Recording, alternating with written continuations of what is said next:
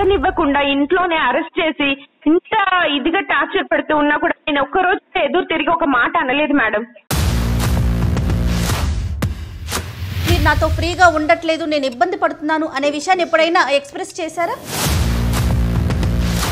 తనకి ఎంతసేపు commercial money money money అంత తప్పించి ఇంకో ప్రేమ అనేది తనలో లేదు.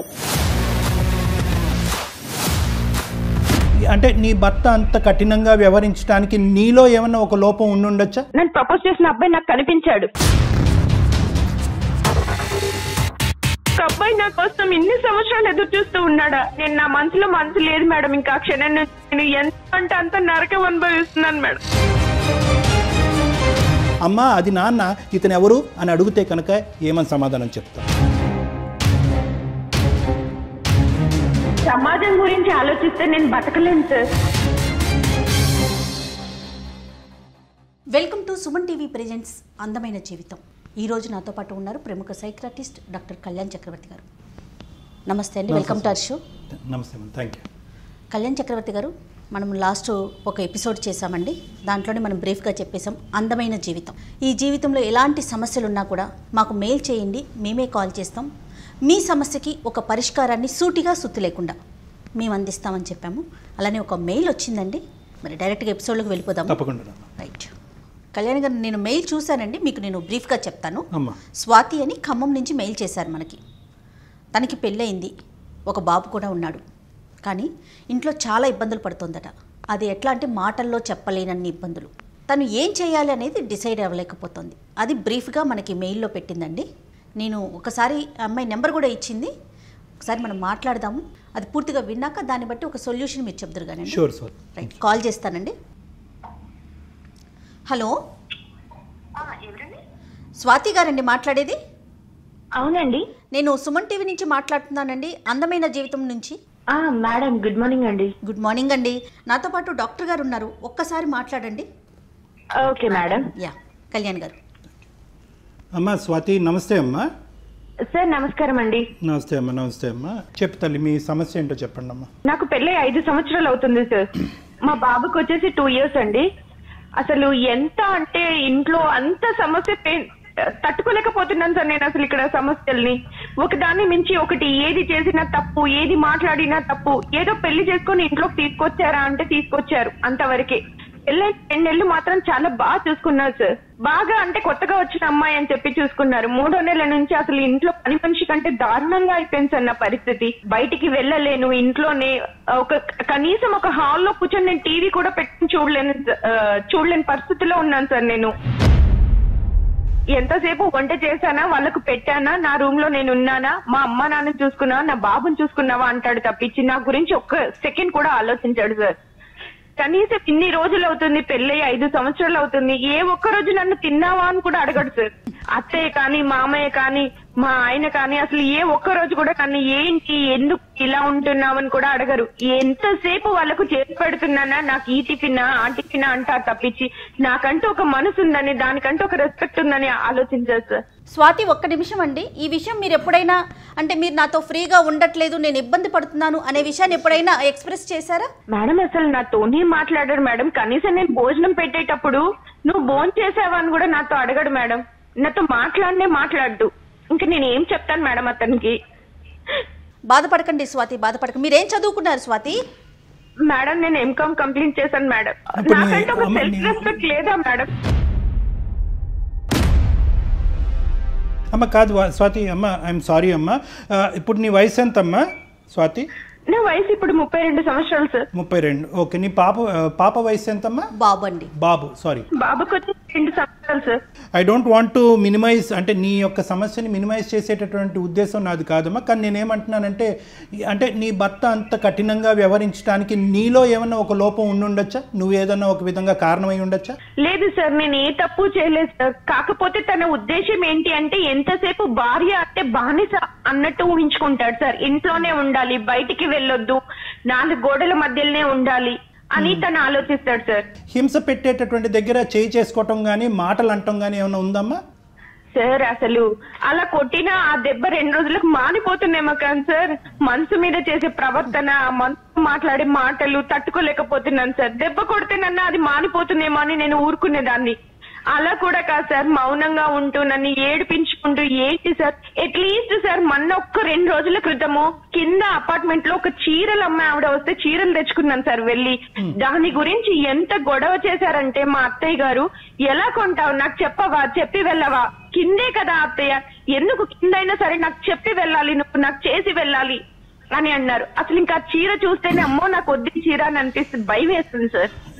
అంత క్రూయల్ గా బిహేవ్ చేస్తున్నారు. ఓకే, ఈ 5 సంవత్సరాల్లో ఈ ప్రయాణం చేయడానికి కేవలం ఒక బాబు ఉన్నాడు, పెద్దలు పెళ్లి చేశారు అనేటటువంటి ఏకైక ఉద్దేశంతో ప్రయాణమా, లేదంటే ఏదన్నా ఒక మంచి గుణం నీ భర్తలో కానీ ఆ కుటుంబంలో కానీ నీకు కనిపించిందా? 24 hours కమర్షియల్ మైండే సార్. మంచి కనిపించలేదమ్మా నీకు స్వాతి?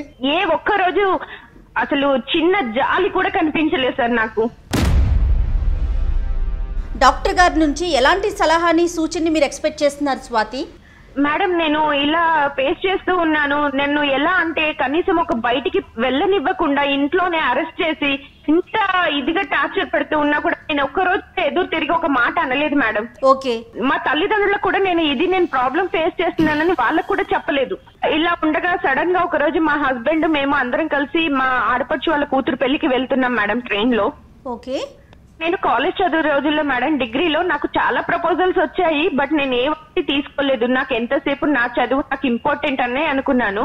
అదే టైంలో ఒక అతను నన్ను ప్రపోజ్ చేశాడు, నేను దాన్ని రిజెక్ట్ చేసేసాను. కానీ రిజెక్ట్ చేసిన అబ్బాయి ఎలా అంటే నన్ను ఇబ్బంది పెట్టకుండా దూరం నుంచి చూస్తూ జాలిగా నాకు అసలు ఇంకా నేను వద్దన్నా కూడా వినిపించుకోకుండా నా నీడలాగా ఫాలో అవుతుండేవాడు మేడం.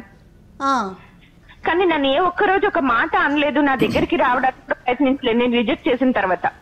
ఇలా సడన్ నాకు పెళ్లి అయిపోయింది, మా పేరెంట్స్ పెళ్లి అని అన్నారు. అబ్బాయి నచ్చిందా అంటే నేను మనసులో ఒక్కసారి అనుకున్నాను ఆ అబ్బాయిని చేసుకుంటే బాగుండేది, ఇతను ఎవరో తెలియకుండా ముక్కు ముఖం.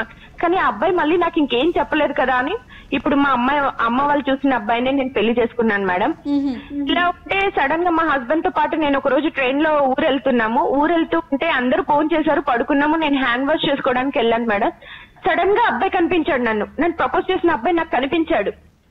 అసలు కనిపించగానే కాసేపు అలానే ఉండిపోయాను మేడం. నేను ఇంకా షాక్ లో ఉండిపోయాను, నాకేం మాటలు రావట్లేదు. ఓకే, ఎలా ఉన్నావు అని నన్ను అడిగితే అని ఏదో తల ఊపుతూ సమాధానం చెప్పాడు, అంతే తప్పించి ఇంకేం లేదు. ఎంతకాలం క్రితం అమ్మా ఇది స్వాతి? ఒక రీసెంట్ ఒక 2 months అవుతుంది సార్. నాకు పెళ్ళయింది, ఒక బాబు అని అంటే తెలుసు అని అన్నాడు. మరి మీ వైఫ్ ఏది అని నేను అడిగాను. లేదు నేను పెళ్లి చేసుకోలేదు, నువ్వే నా జీవితం అని అనుకున్నాను, ఇంకా నీ స్థానంలో నేను ఇంకెవరిని ఊహించుకోలేను, నాకు నువ్వు తప్పించి ఇంకెవ్వరు వద్దు అని చెప్పి నేను ఇట్లానే ఉండిపోయాను అని అన్నాడు. అసలు ఇంకా నాకేం మాట్లాడాలో కూడా అర్థం కాలే మేడం తన మాట అన్నప్పుడు. అసలు ఏంటి ఒక అబ్బాయి నా కోసం ఇన్ని సంవత్సరాలు ఎదురు చూస్తూ ఉన్నాడా, నేను ఇంత బాధ పెట్టానా, ఏంటి నా వల్ల ఒకరు ఇంత బాధపడుతున్నారా, నేను పెళ్లి చేసుకున్నాను, నాకు బాబు, నేను సంతోషంగా ఉన్నాను కదా, నువ్వు చేసుకోలేదా అని అన్నాను. లేదు నేను చేసుకోలేదు, నేను ఇలానే ఉంటాను అని అన్నాడు. నేను నా మనసులో మనసు లేదు మేడం, ఇంకా క్షణం నేను ఎంత అంటే అంత నరకం అనుభవిస్తున్నాను మేడం. ఊరుకోండి బాధపడకపోతున్నాను మేడం. అసలు ఇంట్లో పరిస్థితి ఇలా ఉంది, తను అలా కనిపించగానే నా మనసు ఒక్క క్షణము అరే నేను ఇతన్ని చేసుకుంటే సంతోషంగా ఉండేదాన్నేమో అనిపించింది. బాగా చూసుకో, దూరం నుంచి అయినా సరే ఎంత కేరింగ్ అంటే మేడం, నాకు ఫీవర్ వచ్చిందంటే ఎవరి చేతనో మెడిసిన్ పంపించేవాడు, అంత బాగా చూసుకున్నాడు మేడం నన్ను. మీకు మీ మీద అంత కేర్ చూపించారు కదా, అలాంటప్పుడు మీకు ఇంట్లో చెప్దాము ఇతనితో నా జీవితం బాగుంటుందేమో అని అనిపించలేదా ఆ రోజుల్లో? ఆ రోజుల్లో ఎంతసేపు నాకు చదువుకోవడము, మా నాన్న అమ్మ ఎలా చెప్తే నేను అలా వినేదాన్ని మేడం. వాళ్ళకి ఏది మంచి అనిపిస్తే అలా చేస్తారు, ఈ లవ్వులు ఇవన్నీ కరెక్ట్ కాదు అని అనిపించేది. ఈ 2 నెలలు బట్టి నీ మనసులో అతను మళ్ళీ మెదులుతున్నాడు అనేటటువంటి అంశం నీ భర్తకి ఏ కోసానన్నా అర్థమైందమ్మా? తెలిసిందా అతనికి ఏమన్నా? నీకు పాస్ట్ లవరు లేదు, తెలియదు ఏంటి అని కూడా పట్టించుకోడు సార్ తను అసలు. అంటే మనము ఈ సమస్యకు ఒక సొల్యూషన్ చెప్పే ముందు ఈ విషయం తెలిసే, అంటే ఇప్పుడు ఆల్రెడీ ఈ విధంగా ప్రవర్తించేటటువంటి భర్త ఈ విషయం తెలిస్తే కనుక ఇంకే విధంగా నిన్ను అంగీకరించడు అనే అంశం గురించి కూడా మనం మాట్లాడుకోవాలి. కాబట్టి ఈ అబ్బాయి నిన్ను ఇంతకుముందు ప్రేమించాడని కానీ ఈ అంశాలు ఏవి కూడా తెలీదు మీ భర్త గారికి? సార్ నేను అసలు అతను ప్రేమించకపోయినా నేను అసలు ఈయనతోని ఉండలేను సార్. నా బాబుని తీసుకుని బయటికి వెళ్ళిపోయి నా కాళ్ళ మీద నేను బతకాలనుకుంటున్నాను సార్. ఇలాంటి జీవితం నాకు వద్దు సార్. ఉన్నదే ఒక్క జీవితం, ఆ జీవితం కూడా సంతోషం లేకుండా 5 సంవత్సరాల టైం నేను వృధా చేస్తున్నాను. ఇంకా ఎందుకు సార్ నాకు ఇలాంటి హస్బెండ్ అవసరమా సార్? స్వాతి, అతను కనిపించకపోయినా మీ ఆలోచన ఇదే విధంగా ఉండేదంటారా? Yes madam, yes. నేను ఇంకా అదే డిసిషన్ కి వచ్చేసాను మేడం. నేను తింటూ ఉండలేను. నా బాబు తీసుకొని నేను బయటికి వెళ్ళిపోయి నేను ఏదో జాబ్ చేసుకుంటూ నా అబ్బాయి కోసమే నేను బతుకుతాను మేడం. ఇంకా తను వద్దు, నా వల్ల అవ్వట్లేదు మేడం ఇంకా భరించడం. మీ ఎక్స్ లవర్ అతని పేరేంటమ్మా? అబ్బాయి పేరు Anand sir. Anand. Okay, clear కట్గా జయ మేడంకి ఇప్పుడు ఒక మాట చెప్పావు. ఇతను పరిచయం అయినా పరిచయం అవ్వకపోయినా కూడా నేను ఈ మ్యారేజ్లోంచి బయటకు వచ్చేసి నా కాళ్ళ మీద నా కొడుకుతో పాటు ఉండుండేదాన్ని అనేటటువంటి మాట మీరు చెప్తున్నారు కదమ్మా? అది ఎప్పుడు జరుగుండేది? ఇప్పుడు ఇమీడియట్గా జరుగుండేదా? ఒక 5 సంవత్సరాల తర్వాత జరుగుండేదా? ఒక 10 సంవత్సరాల తర్వాత జరుగుండేదా? ఆల్రెడీ ఈ ఆలోచన నువ్వు ట్రైన్ ఎక్కక ముందే వచ్చిందా, లేదంటే ట్రైన్ ఎక్కి దిగిన తర్వాత వచ్చిందా?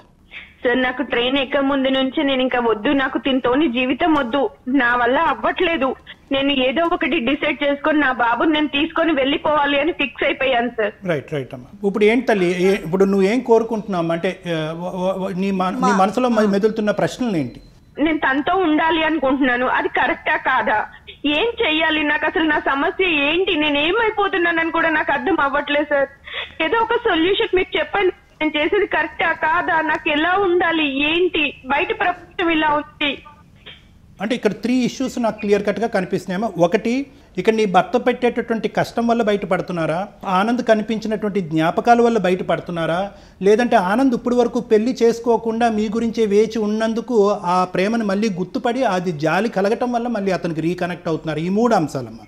This is the first aspect that we have to clear. ఎందుకంటే ఈ ఇష్యూలో మీరు ఇరుక్కుపోవటం వల్ల ఒక విధమైనటువంటి ఒక మానసిక ఒత్తిడిలోకి లోన్ అవటం వల్ల దీనికి అనుభవిస్తున్నాను సార్.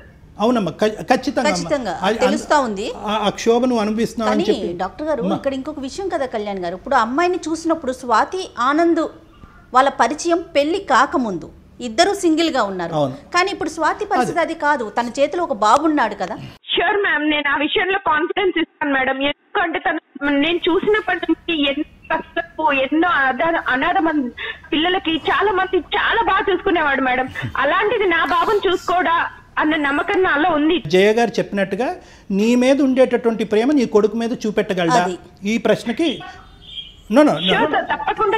వినండి స్వాతి, ఒక్కసారి వినండి. నీకు రానున్న రోజుల్లో వచ్చేటటువంటి ప్రశ్నలు, ఒకటి, నిజంగా అప్పుడు ఉండేటటువంటి ప్రేమ ఇప్పుడు కూడా ఆనందంలో అదే పదిలంగా ఉందా అనేటటువంటిది ఒకటి. నెంబర్ 1, పెళ్లి కానటువంటి స్వాతిని పెళ్లి అయిన తర్వాత ఒక కొడుకుతో వచ్చినటువంటి స్వాతిని ఒకే విధంగా ఆనంద్ చూడగలదా అనేటటువంటిది రెండో ప్రశ్న.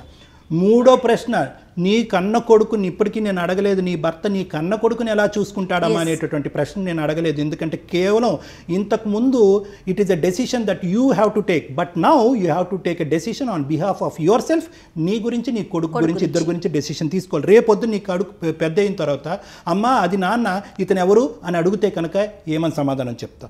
ఇప్పటి వరకు మీ భర్తతో పోరాడుతున్నటువంటి వ్యక్తి ఎవరైతే కనుక ఒంటి చేత్తో పోరాడుతున్నటువంటి వ్యక్తి ఎవరైనా ఉన్నారంటే అది స్వాతి ఒక్కటే. ఎవరు సలహా తీసుకోలేదు, ఎవరు సూచన తీసుకోలేదు, నీ భర్తని ఎక్కడికైనా తీసుకెళ్లి కౌన్సిలింగ్ చేయించాలనేటటువంటి ఆలోచన మీకు రాలేదు.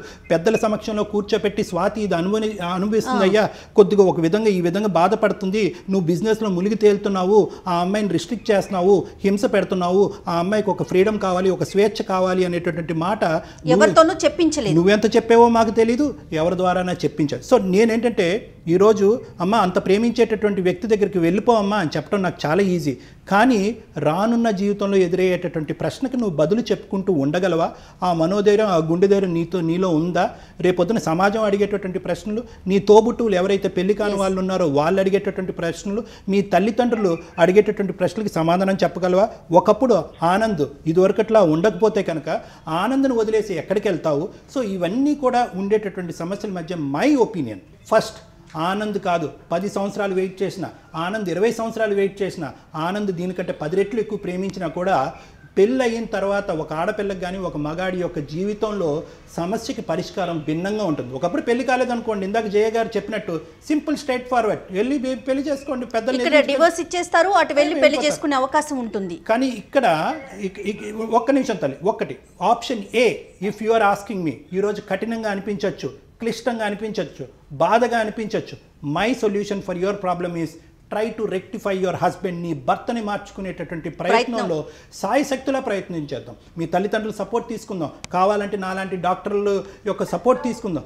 అప్పటికీ మార్పు రాలేదనుకోండి, అతనిలో మార్పు రాలేదనుకోండి, 5 సంవత్సరాలు వెయిట్ చేసిన ఆనందం ఇంకో 10 సంవత్సరాలు వెయిట్ చేస్తాడమ్మా, నీ గురించి వెయిట్ చేస్తాడు. నీ భర్తను మార్చుకునేంత వరకు అతను వెయిట్ చేయలేడా? లేదు, మార్పు రాలేదు, కఠినంగా వ్యవహరిస్తున్నాడంటే కనుక నీ ఇష్టం. అప్పుడు డైవర్స్ తీసుకుని వెళ్తావు, ఏం చేసి వెళ్తావు అన్నది నీ ఇష్టం. సార్ నేను ఒక మాట మాట్లాడొచ్చా సార్? చెప్పండి స్వాతి. సార్ తను ఎంత కమర్షియల్ అంటే సార్, అంత కమర్షియల్ మైండ్. నా బాబుకి ఒక్కరోజు సడన్ గా ఫీవర్ వచ్చింది, నైట్ ఎవ్వరు లేదు సార్ నాకు తోడు. నా బాబుని పట్టుకొని నేను హాస్పిటల్ కి పరిగెత్తాను, ఆ క్షణం కూడా నాతో తోడు రాలేదు. ఈ రోజు వరకు నా బాబుకి ఏది కావాలన్నా కూడా నేనే చేసుకునేదాన్ని. నన్ను ఒక్క రోజు కూడా పట్టించుకోలేదు, నా బాబుని పట్టించుకోలేదు. ఓకే, ఇప్పుడు తనని కూర్చోబెట్టి మాట్లాడటానికి కూడా ఏం మాట్లాడతాను సార్? అసలు వినే పరిస్థితిలోనే లేడు. తనకి ఎంతసేపు కమర్షియల్ మనీ మనీ మనీ, అంత తప్పించి ఇంకో ప్రేమ అనేది తనలో లేదు. మా పేరెంట్స్ కి చెప్పమంటారు సార్, మా పేరెంట్స్ కి ఉన్న పరిస్థితుల్లో ఆల్రెడీ నాకు ఇంకో చెల్లి ఉంది, ఆ చెల్లికి పెళ్లి సంబంధాలు వస్తున్నాయి. నేను ఇలా చేశాను, నా పెద్ద బిడ్డను తీసుకెళ్లి నా ఇంట్లో పెట్టుకుంటాను అంటే బాగుంటుందా సార్? అసలు వాళ్ళు తట్టుకోలేరు సార్ ఈ సమస్య చెప్తే. ఇంత ఫేస్ చేస్తున్నప్పుడు నేను తన దగ్గర బతకడం అవసరమా సార్? నేను ఇంకా తనకి కౌన్సిలింగ్ ఇప్పించినా తను మాట్లాడన్న నమ్మకం నాలో లేదు సార్. స్వాతిని సరిగ్గా చూసుకోవట్లేదు, తన బిడ్డను కూడా అతనేమి కేరింగ్ గా చూసుకోవట్లేదని అర్థమవుతోంది డాక్టర్ గారు. నువ్వు వెళ్ళి ఒంటరిగా ఉండాలి అని అనుకుంటే కనుక దట్స్ ఎ డిఫరెంట్ స్టోరీ. కానీ విడిపోయి ఇక్కడి నుంచి వెళ్ళిపోయి ప్రేమించినటువంటి వ్యక్తి దగ్గరికి వెళ్తే కనుక సమాజం, నీ కుటుంబం అందరూ ఏమనుకుంటారంటే కనుక నీ భర్త పెట్టినటువంటి హింస, నువ్వు పడినటువంటి బాధలు అన్నీ పక్కన పెట్టేసి ఈ అమ్మాయికి అప్పుడు ఉండేటటువంటి మోజు ఇప్పటికీ పోలేదు కాబట్టి మళ్ళీ పాత ప్రేమికుడి దగ్గర కొడుకును పట్టుకుని వెళ్ళిపోయింది అని సమాజం వేసేటటువంటి నిందని బహుశా నువ్వు భరించడం చాలా కష్టం. అది కూడా నువ్వు జాగ్రత్తగా సమాజం గురించి ఆలోచిస్తే నేను బతకలేను సార్. ఇలాంటి బతకడం అవసరమా అనిపిస్తుంది సార్. ఇంకా తనకి డైవర్స్ ఇచ్చి నేను ఇంకా తన దగ్గర ఉండలేను. నా బాబుని తీసుకుని నేను దూరంగా వెళ్ళిపోయి బతకాలనుకుంటున్నాను సార్. అది ఆనందంతో అని నేను అనుకోవట్లేదు, నేను దూరంగా ఉండాలి అనుకున్నాను అంతే. నాకు ఆనంద్ ఇలా కనిపించడంతో నాకు సరే నా గురించి ఇంత వెయిట్ చేస్తున్నాడు, నన్ను బాగా చూసుకుంటాడన్న నమ్మకం నాకు ఉంది సార్.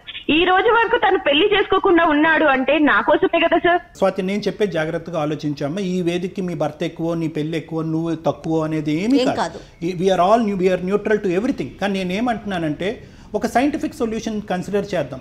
సమాజంలో ఉండేటటువంటి కొన్ని విలువల్ని కాసేపు ఆలోచిద్దాం. నీకు 32 ఇయర్స్, నువ్వు ఇంకా చిన్నదానివి, బోల్డ్ అంత భవిష్యత్తు ఉంది, నీ కొడుకు భవిష్యత్తు కూడా నీ చేతుల్లో ఉంది. కాబట్టి నేనేమంటున్నానంటే ఖచ్చితంగా ఇదే నా నిర్ణయం, నేను బయటకు వెళ్ళి విడిపోయి ఉంటాను అంటే కనుక నేనేమంటానంటే ఆ నిర్ణయం మీద ఉండు, మేము కాదనట్లేదు. కానీ ఇప్పుడు కాదు, ఇప్పుడు వరకు వెయిట్ చేసినటువంటి నీ ఇష్యూని ఫస్ట్ టైం ఒక వేదిక మీద తీసుకొచ్చావు, ఒక కుటుంబం ఎదురుగుంటే తీసుకొచ్చాం, మీ తల్లిదండ్రులకి ఎదురుగుంటే చెప్పచ్చు. ఖచ్చితంగా చెప్పాలమ్మా, ఎన్ని సమస్యలు ఉన్నా కూడా తల్లిదండ్రులు తీర్చలేనటువంటి బాధ అంటూ ఏది లేదు. కాబట్టి ఖచ్చితంగా నీ తల్లిదండ్రులకి చెప్పాలి. ఇతని నుంచి నీకు వచ్చేటటువంటి హింస, బాధ ఏంటి అన్నది చెప్పుకోవాలి. దానికి సంబంధించినటువంటి పరిష్కారం నీ తలకి తట్టకపోతే కనుక వాళ్ళ తలకి తట్టేటటువంటి అవకాశం ఉంది. కాబట్టి అప్పటికీ కావాలంటే మా లాంటి వ్యక్తులు ముందుకొచ్చి కౌన్సిలింగ్ చేయడానికి మేము రెడీగా ఉన్నాం. ఇవన్నీ పరిష్కారాలు వెతికిన తర్వాత అప్పటికీ అవ్వకపోతే కనుక your door is still open, నీ తలుపు ఇంకా తెరిచే ఉంది. నువ్వు కావాలంటే డివోర్స్ తీసుకుని నీ కొడుకుతో పాటు వెళ్ళిపో, తర్వాత ఆనందం చేసుకుంటావో XYZ నువ్వు చేసుకుంటావు అనేది దట్స్ ఎ డిఫరెంట్. మీ కాళ్ళ మీద మీకు నిలబడే ధైర్యం కనుక ఉంటే, ఇప్పుడు డాక్టర్ గారు చెప్పిన పాయింట్స్ అన్ని ఒక్కసారి ఆలోచించుకోండి స్వాతి. డెఫినెట్గా నేను అన్నట్లుగా మీ కాళ్ళ మీద మీరు నిలబడగలరు. ఆ ధైర్యం కనుక మీకు ఉంటే నిర్ణయం తీసుకోవచ్చు. అంతే కదండి కళ్యాణ్ గారు? ఎస్ మేడం, నా కాళ్ళ మీద నేను బతకాలనుకుంటున్నాను. నాకు తనతో జీవితం వద్దు మేడం. గుడ్ లక్ అమ్మా. వి ఆల్వేస్ ఎంకరేజ్ అమ్మా. ప్రతి ఆడపిల్ల తన కాళ్ళ మీద తను నిలబడాలి, తన జీవితం, తన భవిష్యత్తు, ఆర్థికంగా ఒక వ్యక్తి, ఒక ఇండివిజువాలిటీ తనకు ఉండాలి అనేటటువంటిదే మా ఉద్దేశం కూడా అమ్మా. కానీ but it should not be at the cost of bigger problems. ఒక పెద్ద ప్రాబ్లంను కొని తెచ్చుకుంటూ నీ కాళ్ళ మీద నిలబట్టడం అనేది కాదు, రెండూ జరగాలి. కాబట్టి జాగ్రత్తగా ఆలోచించుకోమా. నీకు అవసరం ఉంటే కనుక మేము ఎప్పుడు రెడీగానే ఉన్నాం నీకు హెల్ప్ చేయడానికి. జీవితం చాలా అందమైంది స్వాతి, ఆ విషయాన్ని దృష్టిలో పెట్టుకోండి. అందమైన జీవితం వైపు అడుగులు వేయండి. Thank you so much ma'am. Thank you అమ్మా. గుడ్ లక్ అమ్మా. All the best.